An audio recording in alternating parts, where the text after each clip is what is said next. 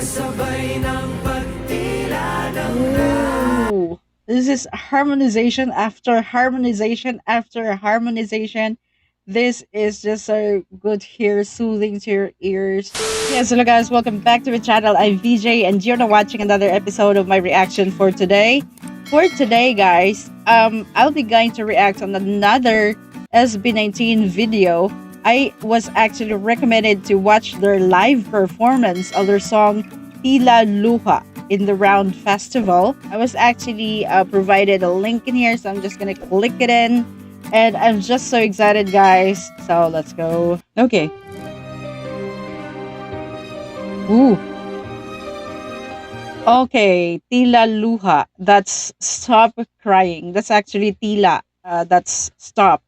So stop crying. The title of their songs are actually like there's a hidden message or there's a double meaning in it, like the Mappa one. They are really so genius when it comes to lyrics. They're truly real, legit, genius lyricists. Anyway,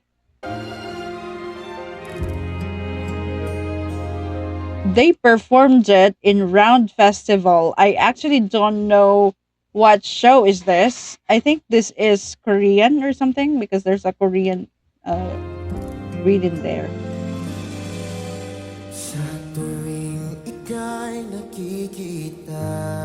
Ooh. There is actually a what's this description of SB19 in here. So I think this describes their Tila Luha song. Anyway, can't read it. It's in Korean. Mm. Mm.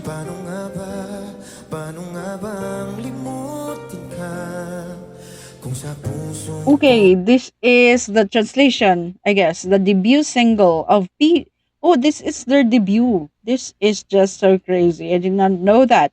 The debut single of P-pop groups SB19, Tila Luha, is an emotional, heartfelt, and soulful ballad that tells the story of heartbreak and unrequited love. Wow. Mm.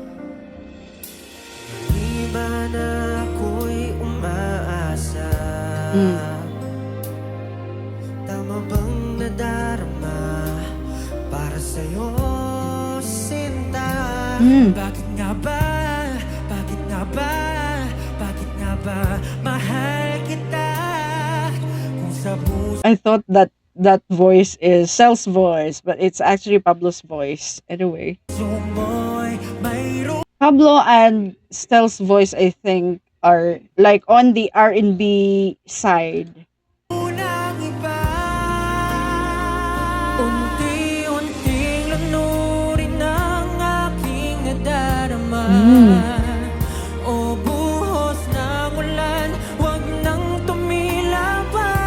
Ooh.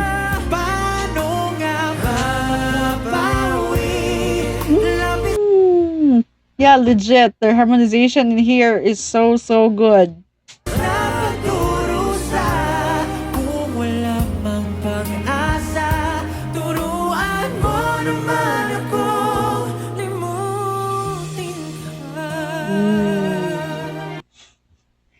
This is so relatable to those who are having breakups, experiencing that kind of, unrequited love. Kahit na ulay tumila na, lumasakin ay patuloy pa.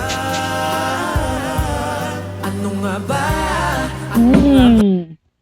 They are like modern Jeremiah. If you know Jeremiah band, their songs, their ballad songs are just so great, and they have also great harmonization. And yeah, here comes SB19. They're like modern Jeremiah.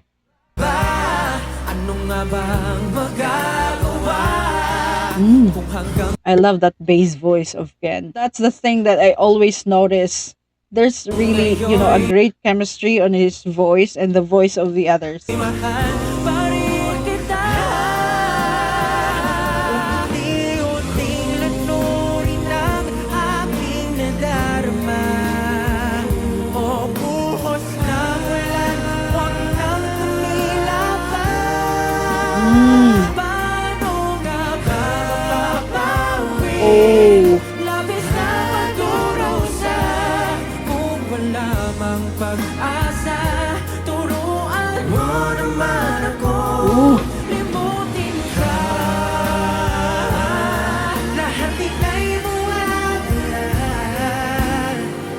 Kasabay ng pagtila ng Ooh.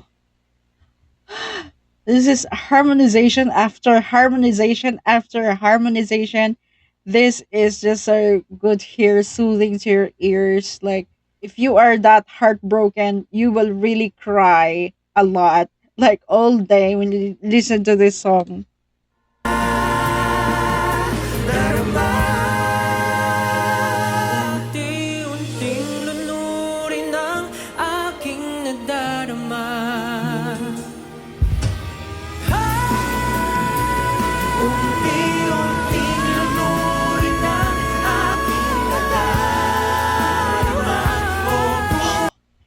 It is so satisfying. Bos ng ulan, huwag nang tumila pa.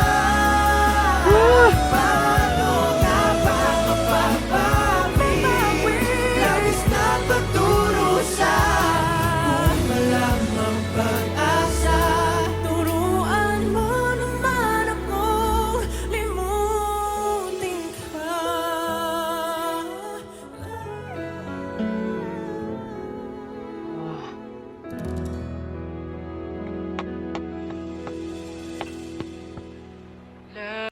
That is so satisfying to listen to. That's SB19's Tila Luha. Stop Crying. That's their performance on Round Festival. This is the talent that you are really so proud of because they are just on the next level. Their vocals are no joke. Really spectacular, really amazing, really on that, top tier. They can really compete to the other groups out there, especially international groups. That is SB19, guys. That is just so great. I'm so speechless. Anyway, thank you so much for actually watching this episode. Thank you so much for actually recommending this song to me. I'm gonna watch other music videos and videos related to SB19 in my next episode. For now, guys, thank you and bye-bye.